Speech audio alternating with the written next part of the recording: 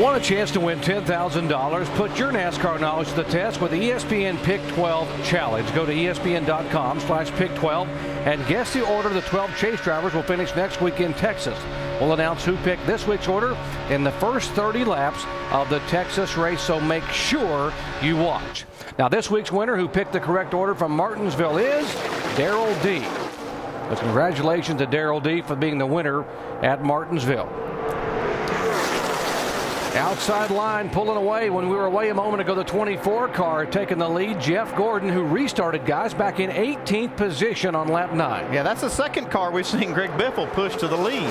Yeah. Pushed Ruderman to the lead earlier. Yeah, and you also saw him lay off of Jeff Gordon there. If NASCAR hadn't have implemented what they did in the drivers' meeting, he would have tried to stay right on him. But not doing that, that allowed Brian Vickers, Kyle Busch, and these others to catch right back up to them. Shannon? Jeff Gordon right now in that 24 car as he takes the lead. They started up front because of qualifying. Steve Letarte told me they were actually pretty lucky that qualifying was rained out. They worked only on race trim in the practice sessions and said they did not think the car would be that fast. Right now, Jeff Gordon happy with the car. He does say it's just a little bit front end positive.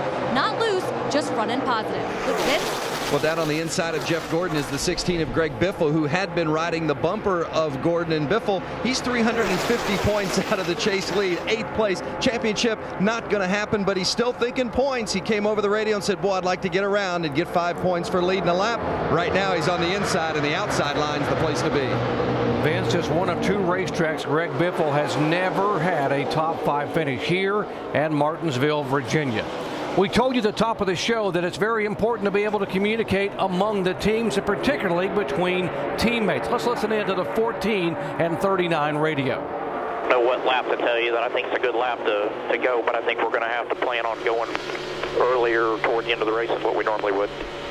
Yeah, we just need to get a group of us smart ones back here. I think the 48's on the same plan. I don't know where the 24's at, but just do our own little thing. Make sure we can, keep an eyes watch on the guys in front of us, and like you said, just respect each other's spot for each other and do our thing. But I agree, it's just a matter of what time. But I think letting everything settle out is going to be the biggest thing.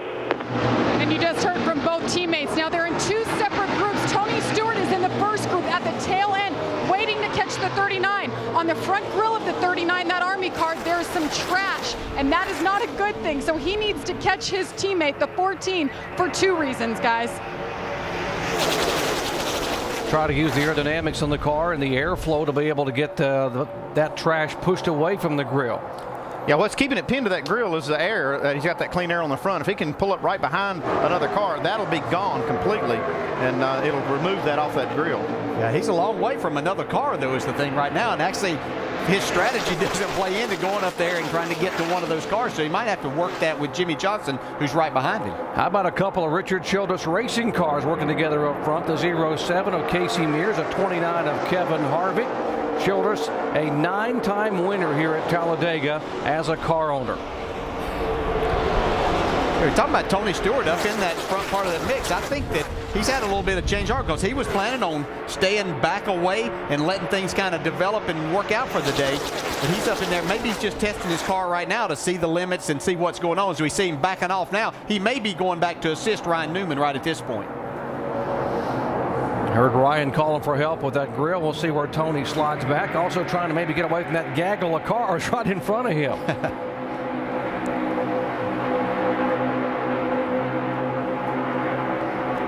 Yeah, the one thing about this racetrack is that you're not going to lose. If you got cars running with you, you're not going to lose the pack completely. You can kind of space yourself out, find you a place to run. And I really think that with NASCAR making this rule about the way they're having to drive these cars, that they say, okay, just to keep from getting in trouble, I'm just going to sit here and ride until it matters. I'm not going to risk getting a penalty in the early part of the race that's going to take me out of a chance to win at the end. And so I think that might be one of the reasons that some of the guys are hanging out at the back. I think we definitely have more back there than what we're anticipating in employing this strategy before today's drivers meeting. And these guys look like they're way behind, but they're in just a matter of a couple of laps. If they decided to run wide open, they could be back up there and catch that draft, the end part of the lead draft. And so it may look like that they're putting themselves out of the ballpark here, but it would just take a matter of a couple of laps for them to catch back up. Now that second group back there we saw lined up single file with Ryan Newman. That's 29th on back, and they were running specifically right there in single file. You see the right side of your screen, Newman leading the 48 car of Jimmy Johnson. Mears and the lead pack go by. Here they come, 29th, 30th on back. Yeah, the whole field is virtually single file right now, and you don't see that very often here at Talladega. See Mark Martin now working the bottom of the racetrack a little bit off of turn 2. And most of the cars single file.